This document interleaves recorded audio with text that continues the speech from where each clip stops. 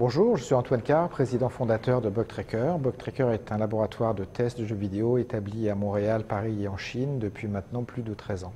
Mes fonctions générales au sein de Bugtracker concernent la gestion globale de l'entreprise, la stratégie et la mise en place des différents studios.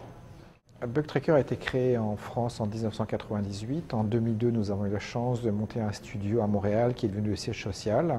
Aujourd'hui, nous sommes présents en France, à Montréal et en Chine où nous avons une activité qui s'est développée considérablement depuis les 3 dernières années. Ce qui peut nous distinguer aujourd'hui de nos concurrents provient du fait que nous avons mis en avant depuis plus de 12 ans le métier de testeur. Nous avons initialisé auprès de Technocompétences la reconnaissance métier de testeur. Nous avons fait un métier à part entière au Québec. C'est la première fois que cela a été fait au Canada et dans le monde. Nous avons aussi participé à la création d'une école qui a pour but de prendre des décrocheurs et leur mettre dans les tracks du travail, en leur faisant suivre une première formation technique et en fournissant ensuite des équipes de testeurs à l'ensemble des membres de l'industrie de Montréal. Aujourd'hui, nous sommes spécialisés dans le test de jeux vidéo multiplateformes et dans la community management. Donc nous avons des équipes de testeurs, soit fonctionnels, soit plus techniques, basées sur des tests de compliance et de conformité des consoles.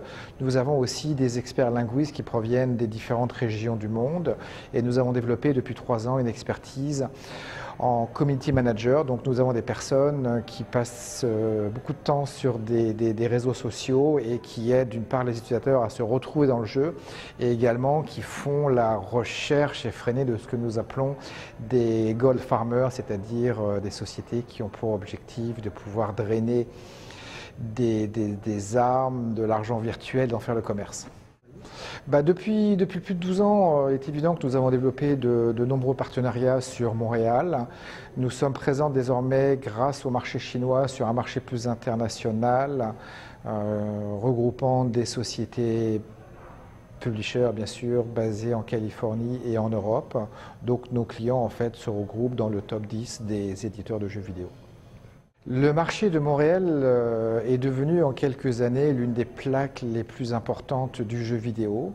Quelques chiffres, en 1998, il devait y avoir quelques 800 personnes dans cette industrie. Aujourd'hui, nous avons plus de 8000 personnes.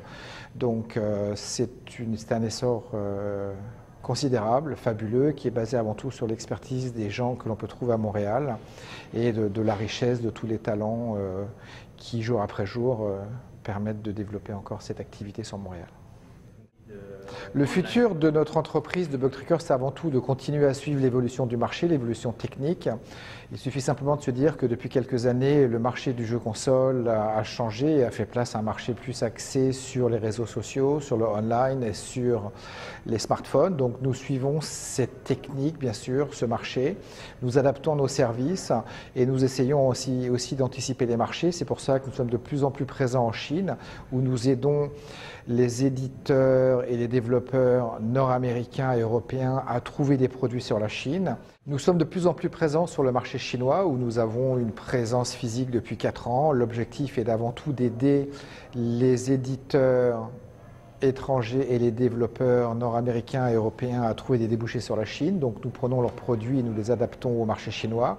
Donc le futur de notre entreprise pour nous, c'est d'avant tout continuer à bien suivre l'évolution technique et les nouvelles tendances du marché. Donc ainsi, on a pu voir que le marché s'est développé davantage depuis ces 2 dernières années sur les plateformes online et smartphones que sur les jeux consoles. Nous sommes également de plus en plus présents en Chine avec une présence depuis plus de 4 ans où nous aidons les développeurs chinois à s'internationaliser et également donc nous voulons être le hub de tous les développeurs voulant adapter leurs produits et le publier sur le marché chinois.